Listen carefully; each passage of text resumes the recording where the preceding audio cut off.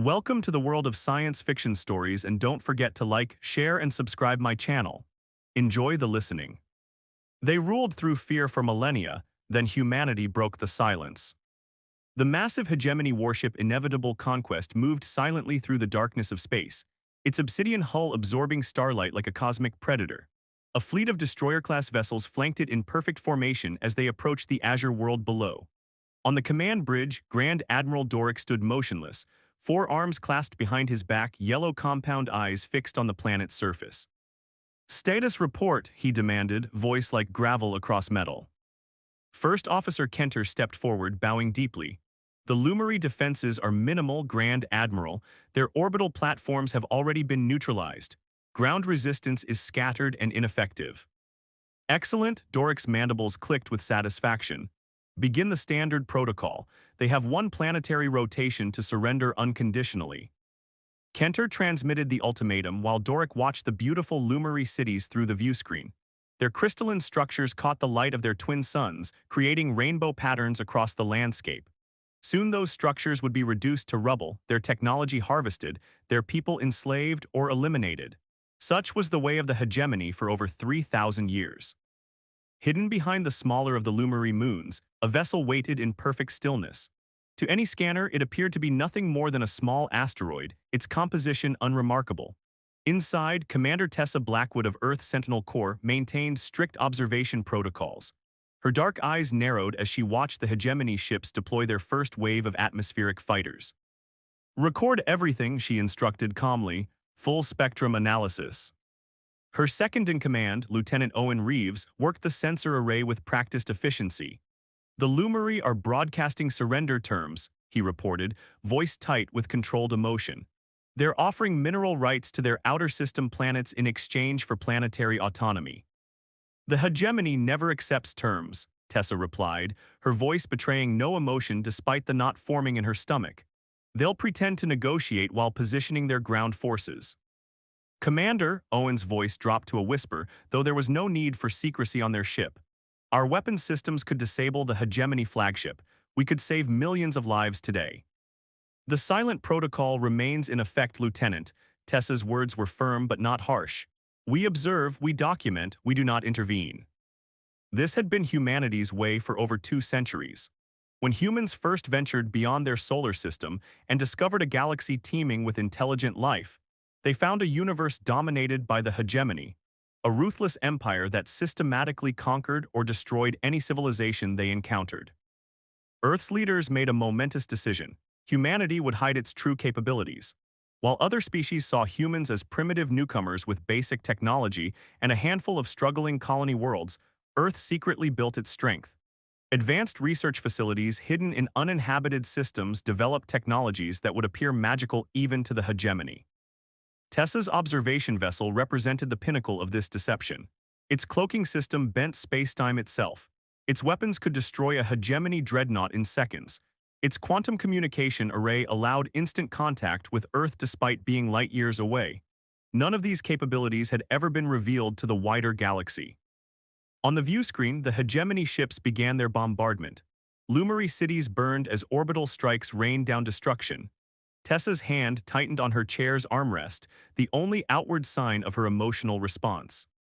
"Transmit our observations to command," she ordered, full detail. Across the void of space, on humanity's homeworld, Director Farron Voss received the transmission in his secure facility beneath the North American continental shelf. The underground command center buzzed with quiet activity as dozens of analysts monitored situations across the galaxy. "The Lumary are being decimated," reported Intelligence Chief Irene Temple, her weathered face grim beneath a crown of silver hair. "Preliminary casualty estimates exceed 300 million in the first wave alone." Director Voss, tall and lean with dark skin and penetrating eyes, watched multiple screens displaying the destruction. For 30 years, he had upheld the silent protocol, believing in humanity's need to build strength before revealing itself. Now, looking at the Lumary cities burning, he felt the familiar doubt growing stronger. "How many civilizations have we watched fall this year?" he asked quietly. 17 completely destroyed," Irene answered promptly. 42 forced into submission. The hegemony expands faster every cycle." Voss moved to the central holographic display showing a map of known space. Human territories appeared as tiny blue dots amid the vast red expanse of hegemony control. What few knew was that human influence extended far beyond those official territories, with hidden outposts and sleeper cells positioned throughout hegemony space. The Sentinel Council meets tomorrow, Voss said finally. Send a message to Commander Blackwood. Tell her to maintain position but prepare for potential new directives. Irene raised an eyebrow. Sir, are you suggesting changes to the silent protocol? Voss studied the holographic representation of the dying Lumary world. After 200 years, perhaps it's time humanity found its voice. The next day, the 12 members of the Sentinel Council gathered in a simple chamber beneath the Himalayan mountains. These individuals, scientists, military leaders, and elected officials, held the future of humanity in their hands. Elder Tomas Akaffer, the council's most senior member at 112 years old, opened the proceedings. Though physically frail, his mind remained razor-sharp, enhanced by subtle neural interfaces. Director Voss has called this extraordinary session to discuss the silent protocol, he announced. The floor is yours, Director. Voss rose and activated the chamber's display system. Images of the Lumary destruction filled the walls around them, cities burning, people fleeing, hegemony troops methodically securing strategic locations. 200 years ago, Voss began, humanity discovered we were not alone in the universe. We found a galaxy dominated by the hegemony, with technology centuries beyond our own. We chose silence and secrecy as our protection while we developed our strength. He gestured to the horrific images surrounding them. But now we possess capabilities that rival or exceed the hegemonies, and still we watch as innocent worlds burn. Counselor Harlow, representing the military contingent, shook her head. The protocol has kept humanity safe. The hegemony doesn't even consider us a threat. For now, Voss countered, our intelligence suggests they plan to move against our official territories within 3 years. They consider us primitive, barely worth the effort of formal conquest. Then we reveal our true strength when they come, Harlow argued. By then it could be too late, Voss replied. Each civilization the hegemony absorbs makes them stronger. Each technology they capture advances their capabilities. The gap between us narrows every year. He paused, looking at each council member in turn. I believe it's time for humanity to step from the shadows. Silence fell over the chamber as the weight of his words settled upon them. For 2 centuries, humans had hidden their true nature from the galaxy. To reveal themselves now would irreversibly change humanity's course. Elder Akaffer studied the images of the burning Lumary world, his ancient eyes reflecting the flames. Perhaps, he said softly, it is time the galaxy heard humanity's voice. Admiral Doric paced the command deck of the inevitable conquest, his usually impassive face showing rare signs of agitation. The holographic display before him showed the Asterian system, a binary star arrangement with 11 planets, the third of which hosted a flourishing civilization of amphibious beings known for their remarkable architecture and atmospheric manipulation technology. What do you mean we lost contact with the subjugator? He demanded, looming over his communications officer. The vessel was investigating unusual energy signatures near the gas giant in the system's outer reaches, explained Lieutenant Gorel, her exoskeleton clicking nervously. They reported detecting what appeared to be a human mining operation on one of the moons before all communications abruptly terminated. Doric's upper arms twitched in irritation. Humans? Their technology is barely worth scavenging. A human outpost couldn't possibly threaten a hegemony cruiser. Yet something about this situation disturbed him deeply. Throughout his 3-century military career, Doric had conquered 17 planetary systems and subjugated dozens of species. Humans had always been dismissed as an evolutionary oddity, bipedal mammals who had somehow achieved rudimentary spaceflight despite their obvious intellectual limitations. Their handful of colony worlds possessed no meaningful defenses, and their representatives always capitulated immediately when confronted by hegemony forces. Prepare my personal shuttle, Doric decided abruptly. I will investigate this human outpost myself after we complete the Asterian conquest. As the hegemony fleet positioned itself around the breathtaking azure world of Asteria Prime, a hidden vessel observed from within the atmosphere of the system's innermost planet. Commander Wesley Kingston of Earth's Sentinel Corps maintained perfect stealth as his ship's advanced sensors recorded every detail of the impending invasion. "They're deploying their standard engagement pattern," noted Tactical Officer Prisha Nathawani. "Preliminary bombardment will begin within 17 minutes." Kingston nodded grimly. Unlike Commander Blackwood's encounter with the Lumary tragedy, he had received troubling new orders that morning, orders that made his palms sweat despite 20 years of Sentinel Corps training. "Maintain observation protocols but prepare for contingency Damascus. Authorization pending." Contingency Damascus, the code for potential abandonment of the silent protocol, had never been anything more than a theoretical exercise in his training. The implication that the Sentinel Council was genuinely considering intervention sent shivers down his spine. "Commander," Prisha called out suddenly, "I'm detecting quantum communications between several locations in this system. Signature matches, Sentinel Core frequencies." Kingston's head snapped up. "Other observers here." "At least 3 vessels, sir.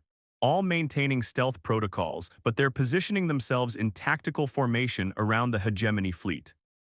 This was unprecedented. Standard procedure called for a single observation team per incident. Multiple teams suggested something momentous was unfolding. "Open secure channel to all Sentinel vessels," Kingston ordered. "Authentication Sierra 9 Echo Tango." 3 holographic faces appeared before him, Commanders Blackwood, Rodriguez, and Okonkwo, all wearing expressions as serious as his own. "You've received the Damascus notification," Commander Blackwood asked without preamble.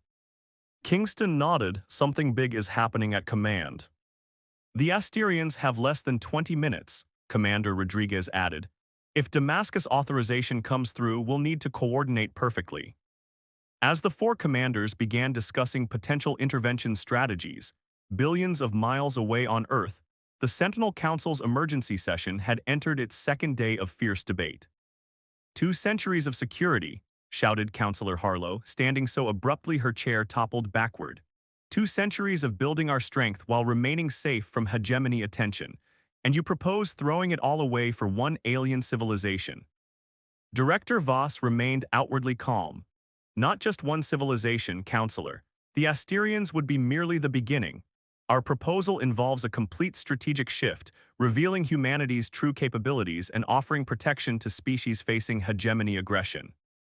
Councillor Imani Okoro, representing Earth's scientific communities, leaned forward. "Our simulations predict that once we reveal ourselves, the hegemony will immediately redirect their focus toward human worlds. Are we prepared for direct confrontation?" "More than prepared," answered General Valentina Korik, accessing the Council's secure database to display classified military assessments. "Our conservative estimates indicate human technology now exceeds hegemony capabilities by approximately 70 years. Our quantum shields alone render their primary weapons virtually ineffective." Elder Okafor raised a trembling hand to quiet the ensuing murmurs. "The question before us is not merely one of military readiness," he said softly, yet his voice commanded instant attention.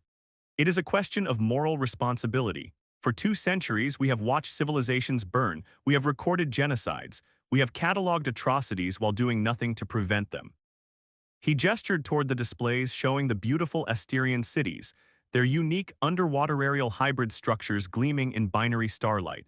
"What shall we tell our children when they ask why we stood by while millions of sentient beings perished? That our safety was worth more than theirs." Silence fell across the chamber as his words sank in. Even Councillor Harlow seemed momentarily subdued. "I propose an alternative," suggested Councillor Jerome Laurent, stroking his silver beard thoughtfully. "Rather than full revelation, we implement a graduated response. We save the Asterians but maintain plausible deniability about humanity's involvement. This preserves some element of our strategic advantage while testing hegemony reactions." Director Voss exchanged glances with General Korik. "A surgical intervention," Voss mused. "Disable the hegemony fleet without revealing all our capabilities. It could work." "The vote stands at 5 for immediate action, 4 against, with 3 undecided," Elder Okafor announced. "Given the time-critical nature of this decision, I recommend we—" An aide rushed into the chamber, violating strict protocols against interruptions.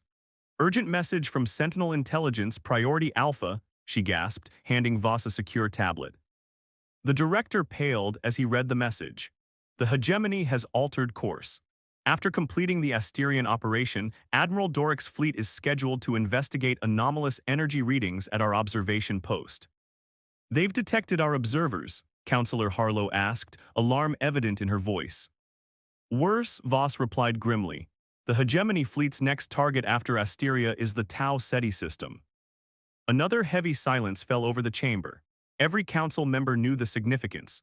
While officially a minor human colony with unremarkable technology, Tau Ceti secretly housed humanity's largest shipyard and research facility outside the solar system. If the hegemony discovered the truth there, the silent protocol would be irreparably compromised anyway. Elder Akafer stood, leaning heavily on his cane. The choice is now clear. We either reveal ourselves on our terms or we will be exposed on theirs.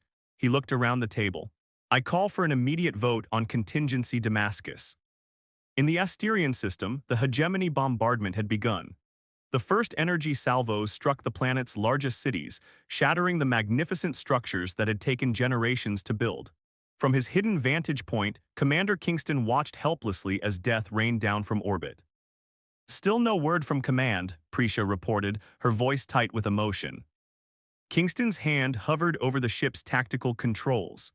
The other Sentinel vessels had positioned themselves optimally, but without direct authorization, they remained bound by the silent protocol. His communication console chimed with an incoming quantum transmission. Kingston's heart raced as he recognized the Sentinel Council's emergency channel. Elder Akafer's weathered face appeared on the view screen. Commander Kingston, this is a direct order from the Sentinel Council. Contingency Damascus is authorized, effective immediately. The silent protocol is suspended, save the Asterians. Kingston stared at the screen for a heartbeat, 2 centuries of doctrine vanishing in an instant. Then he turned to his crew, newfound resolve hardening his features. All Sentinel vessels, this is Kingston. Authorization Damascus is confirmed. His fingers flew across the tactical console, activating weapon systems that had never before been used in actual combat. Reveal stealth configurations. Target hegemony weapon systems only. Minimum casualties, maximum impact. As 4 human vessels suddenly materialized around the hegemony fleet, Admiral Doric stood frozen on his command deck. The human ships, if they could even be called that, bore no resemblance to the primitive vessels he had occasionally encountered. These crafts seemed to bend light around them, their hulls shimmering with energy fields unlike anything in hegemony technical archives. Impossible, he whispered as his sensors registered the vessel's true size and power signatures. What manner of deception is this? The communication screen activated, showing a human female with dark skin and intense eyes. Admiral Doric of the Hegemony Fleet, Commander Blackwood stated calmly. This is Commander Tessa Blackwood of Earth's Sentinel Corps. You are ordered to cease your attack on the Asterian civilization immediately and withdraw from this system. For the first time in his long military career, Admiral Doric felt something alien crawl up his spine, fear. The silence on the command bridge of the inevitable conquest lasted precisely 3 seconds before Admiral Doric recovered from his shock. His 4 arms moved in quick succession, one signaling his weapons officer, 2 reaching for emergency protocols, and the 4th activating his personal shield. All batteries open fire, he roared. Destroy those human vessels immediately. The Hegemony flagship's energy cannons discharged massive beams of destructive power toward the nearest human ship, Commander Blackwood's vessel. The brilliant orange streams of energy should have vaporized any craft in their path. Instead, they seemed to vanish into nothingness a few meters from the human vessel's hull. What is happening? Doric demanded, mandibles clicking rapidly in agitation. Report. His weapons officer stared at his console in disbelief. Our energy weapons are dispersing, Admiral. They aren't reaching the target. On the view screen, Commander Blackwood's expression remained unchanged. Admiral Doric, your weapons cannot penetrate our defensive systems. I'll ask one more time. Cease your attack on the Asterian civilization and withdraw. Doric's compound eyes narrowed. Launch all fighter squadrons, prepare boarding parties, activate the particle cannon. As Hegemony fighters poured from the flagship's launch bays, Commander Kingston's voice came through on the Sentinel Corps shared channel. All vessels execute countermeasures Protocol 3, tactical systems only. From the human ships, no visible weapons fired, no missiles launched. Instead, every fighter craft suddenly lost power, drifting helplessly in space. Throughout the hegemony fleet, weapon systems deactivated, engines shut down, and life support systems switched to emergency backup. "What's happening?" Lieutenant Goral cried out, frantically working her console. "We're losing control of all major systems." For the first time in his three-century military career, Admiral Doric felt genuine panic. These humans, these supposedly primitive mammals, had disabled his entire fleet without firing a single conventional weapon. "How is this possible?" he whispered. "Human technology is supposed to be centuries behind ours." Commander Blackwood's face reappeared on his view screen. "Admiral, your fleet is now under our control. Your weapons cannot fire, your engines cannot engage, your communications are limited to this channel only." She leaned slightly forward, her voice taking on an edge of steel. "For 200 years, humanity has hidden its true capabilities from the galaxy. We have watched as the hegemony destroyed countless civilizations. That ends today. The Asterians are now under Earth's protection." As Doric struggled to process this revelation, something unprecedented happened across the galaxy. On thousands of worlds on ships of every species, communication systems simultaneously activated. Screens displayed the image of an elderly human male, Elder Akafar, though none outside humanity would recognize him. "People of the galaxy," he began, his voice translated instantly into hundreds of languages. "I am Elder Tomas Akafar of Earth's Sentinel Council. For 2 centuries, humanity has observed in silence as the hegemony brought terror to countless worlds. Today, that silence ends." The broadcast showed real-time images of the hegemony fleet, powerless and adrift above Asteria Prime, contrasted with the untouched cities below that had been moments from destruction. "To the hegemony, we issue this demand: withdraw your forces from all worlds currently under invasion. Release all prisoners. End your campaign of conquest or face the consequences." In the Asterian system, Admiral Doric watched the broadcast with mounting horror. The implications were staggering. If humans had maintained this level of deception for centuries, what else might they be hiding? "You've been watching us," he said slowly, turning back to Commander Blackwood. "All this time studying our tactics, our technology." "Yes," she confirmed. "We have observation posts throughout hegemony space. We know every world you've conquered, every species you've subjugated or exterminated. We know your strengths, your weaknesses, your capabilities."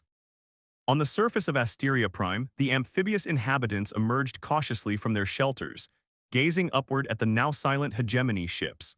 Their communications had also received Elder Akafar's broadcast, and confusion mingled with hope as they realized the bombardment had inexplicably ceased.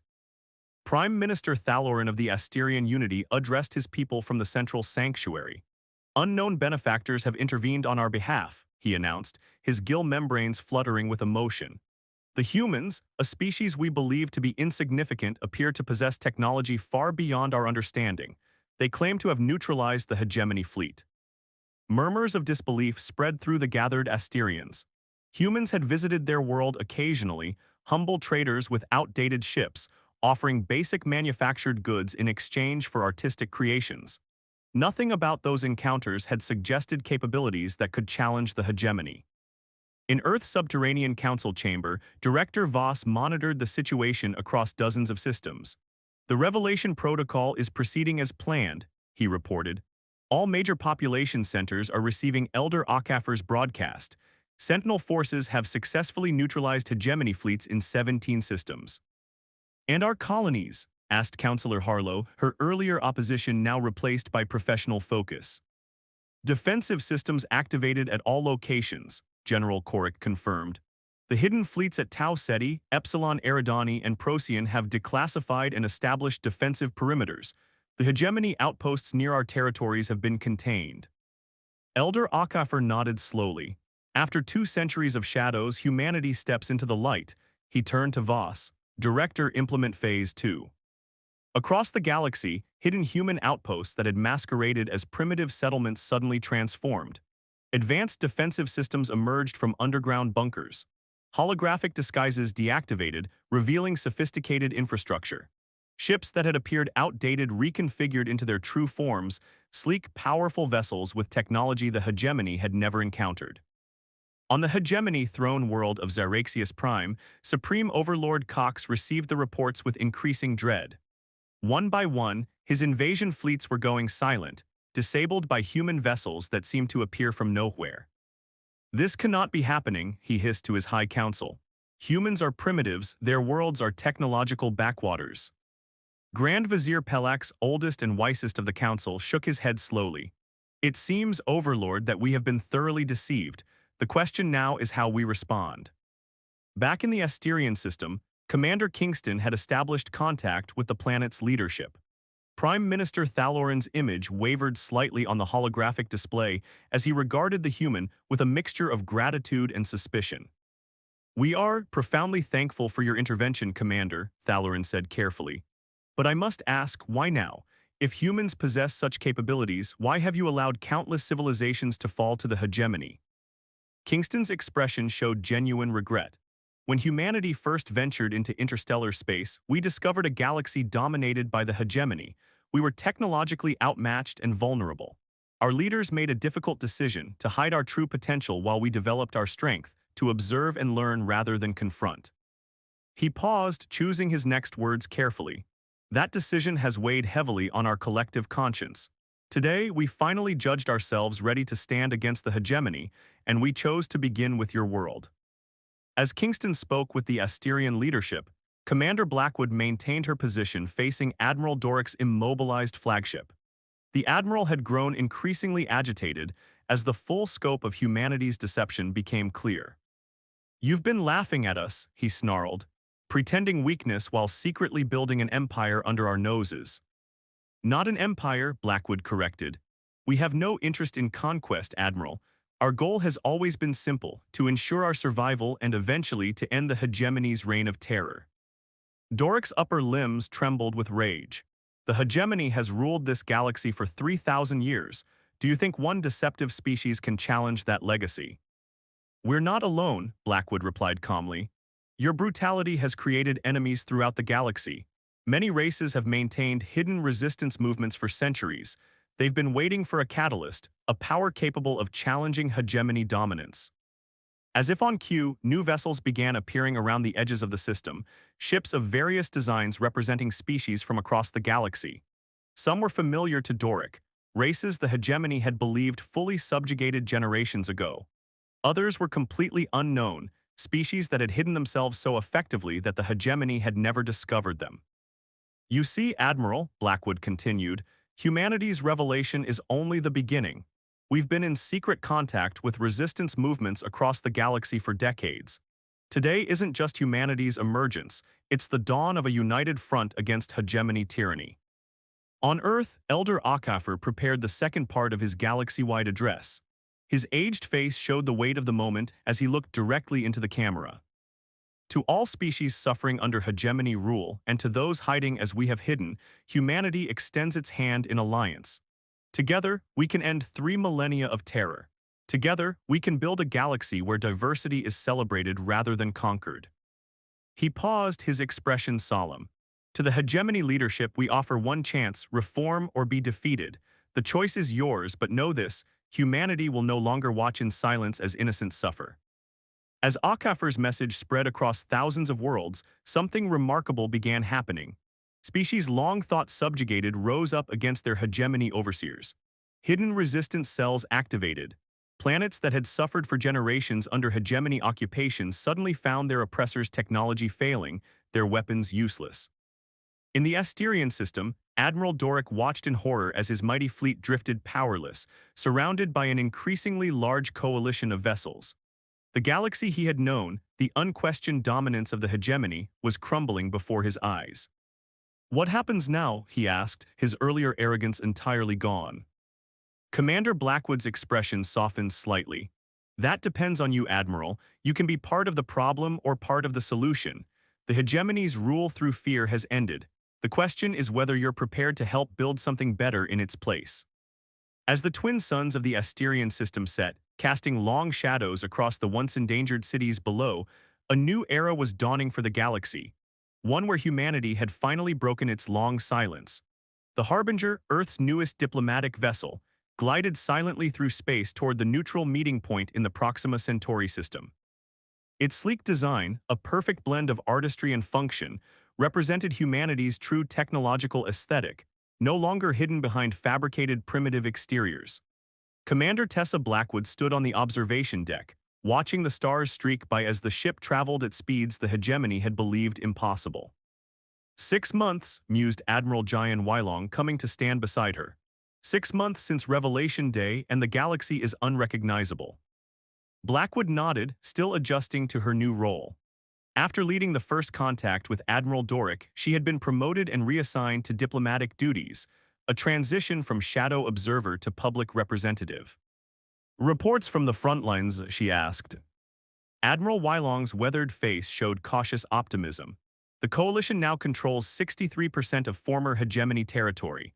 Liberation fleets have freed 27 major worlds in the past week alone. Resistance cells continue to emerge throughout remaining hegemony space. The coalition, a rapidly growing alliance of species united against hegemony rule, had formed within days of humanity's revelation. Races that had suffered for generations under oppression found themselves with a powerful ally and the means to fight back. Some species emerged from hiding places where they had concealed their entire civilizations, having fled hegemony expansion centuries earlier. And the diplomatic front, Blackwood asked, knowing the upcoming negotiations would be crucial. Complicated, Weilong admitted. Supreme Overlord Cox refuses to participate personally. He's sending Grand Vizier Pelax as his representative, along with Admiral Doric. Blackwood raised an eyebrow. Doric, interesting choice. Perhaps not. Intelligence suggests he's become something of a moderate voice in the hegemony leadership. His first-hand exposure to our capabilities seems to have adjusted his perspective. The observation deck's communication panel chimed softly. "Commander, we're approaching the meeting point," reported the ship's navigator. "The hegemony delegation has already arrived, as have representatives from the Asterian Unity and the Lumary Remnant." "Thank you. Please inform Director Voss we'll be ready to begin on schedule." As Blackwood prepared to leave, Admiral Weilong placed a hand on her shoulder. "Remember, Commander, this isn't just about ending a war. It's about building something new, something better than what came before." The neutral station orbiting Proxima Centauri b had been hastily constructed for this historic meeting, the first formal diplomatic engagement between the coalition and the hegemony leadership. Its circular chamber featured a large table with representatives from 27 species, most of whom had been mortal enemies just months earlier. Director Farron Voss led the human delegation, flanked by Blackwood and Elder Okafor, whose frail appearance belied his sharp mind and unwavering resolve. Across from them sat Grand Vizier Pelax of the hegemony, his ancient exoskeleton bearing ceremonial markings denoting his elevated status. Admiral Doric stood rigidly beside him, his compound eyes carefully surveying the chamber.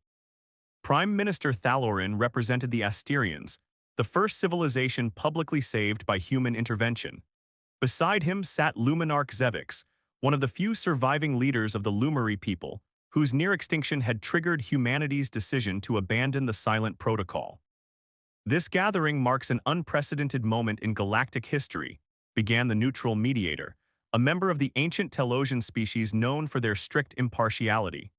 "For the first time in 3 millennia, the hegemony meets with free worlds as equals rather than conquerors." Grand Vizier Pelax shifted uncomfortably. "The hegemony does not recognize this so-called coalition as legitimate. We are here merely to discuss terms for ending the current hostilities." "Terms?" Luminarch Zevix's voice trembled with emotion. "My world lies in ruins, billions of my people slaughtered. What terms could possibly address such atrocities?" Director Voss raised a hand, his calm demeanor a counterpoint to the tension filling the room. "We are not here to litigate the past, though justice for war crimes will eventually be necessary. We are here to define the future." He activated the table's holographic display, showing a map of known space with territory control clearly delineated. Hegemony holdings in red, rapidly shrinking against the blue expansion of coalition influence. "The military reality is clear," Voss continued. "Coalition forces advance daily. Hegemony control systems are failing across multiple sectors. Your remaining fleets cannot match our combined capabilities." Admiral Doric leaned forward. "Then why negotiate at all? If victory is assured, why not simply continue until the hegemony is destroyed completely?" It was Elder Okafor who answered, his voice soft yet commanding attention. "Because destruction has never been our goal, Admiral. Even now, after all the hegemony has done, we seek transformation rather than annihilation. The elder human activated his own dataset, displaying population statistics across former hegemony worlds. Every day this conflict continues, innocent lives are lost, not just coalition lives, but civilians under hegemony rule who have no voice in their government's decisions. Prime Minister Thalorin's gill membranes fluttered in agreement. The coalition offers a different path forward, one where diverse species govern together rather than submit to a single power. For hours, the discussions continued, navigating centuries of hostility and mistrust. Grand Vizier Pelax defended hegemony traditions, while coalition representatives outlined their vision for a new galactic order based on mutual respect and shared governance. As the formal session concluded, Commander Blackwood found herself face-to-face with Admiral Doric in one of the station's observation lounges. The hegemony officer seemed somehow diminished from their first encounter, still imposing, but less certain. "You could have destroyed us completely," Doric said without preamble. "When your ships first revealed themselves in the Asterian system, you had the capability." "That was never our intention," Blackwood replied.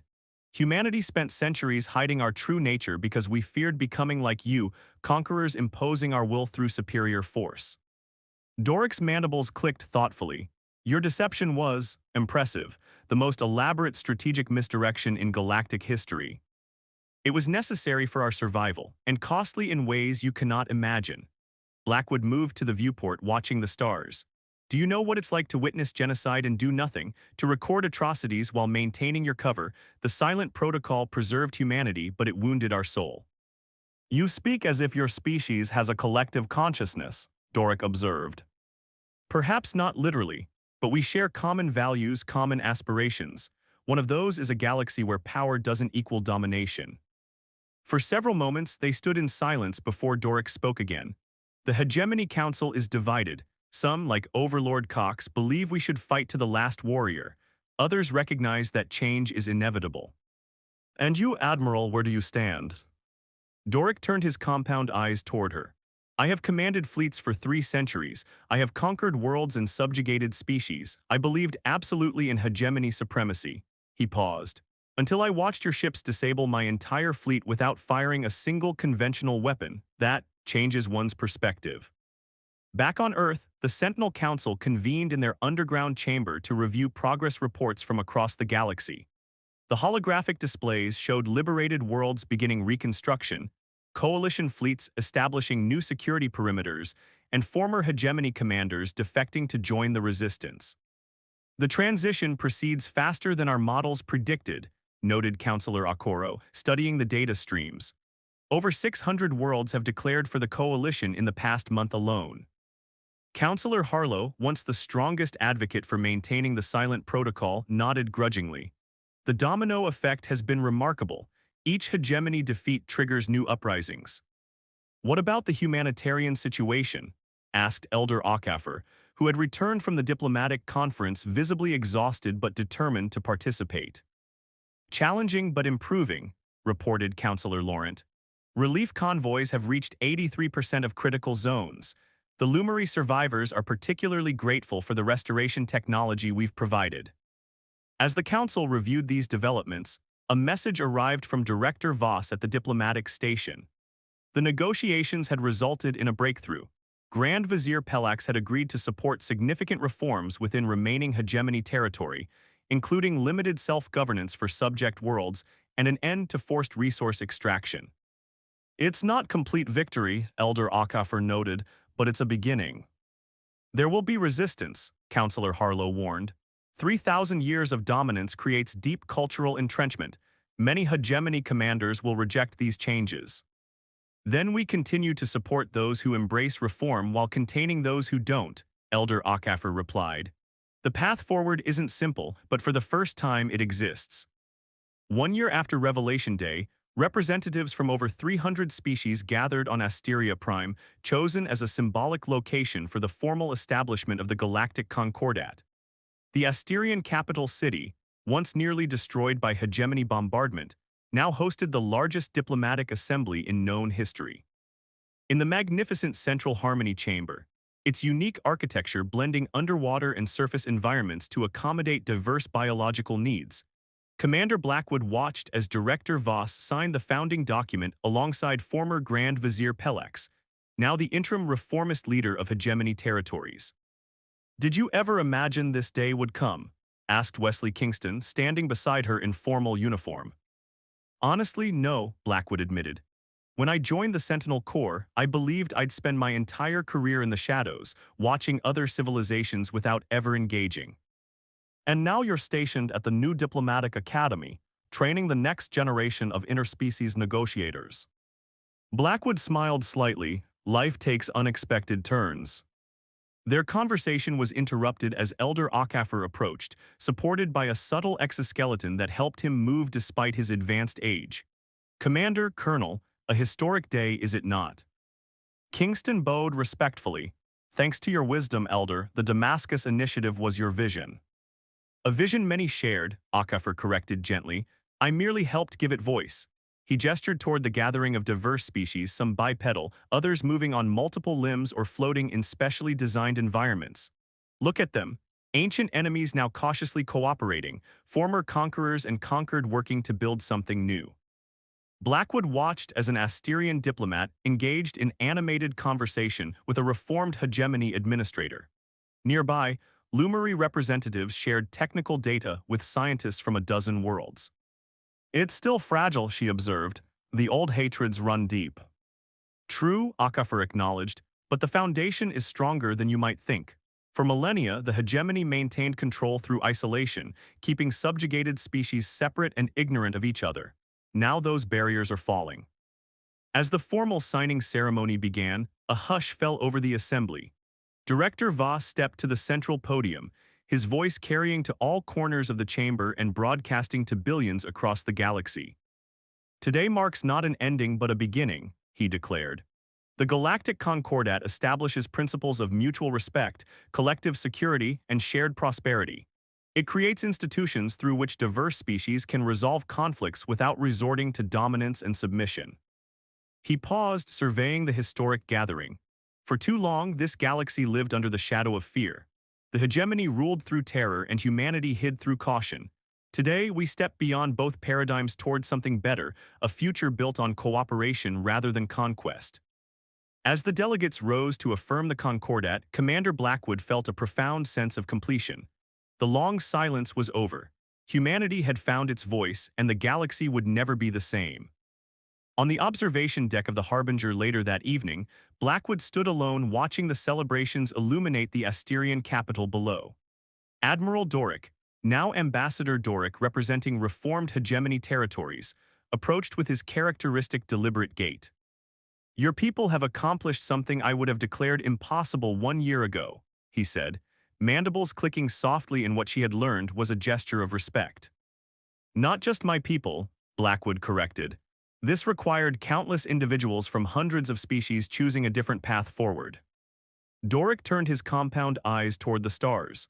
"I commanded conquest fleets for centuries, believing absolutely in hegemony supremacy. Now I serve as a peace ambassador.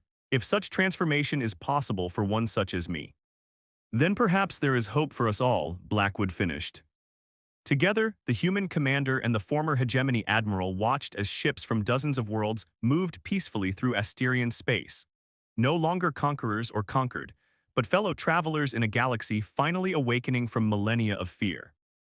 Above the celebration, barely visible against the starfield, a small monument orbited silently, a memorial to all civilizations lost before humanity found the courage to break its silence. A reminder of both what had been lost and what must never be forgotten as the galaxy moved forward into its new dawn.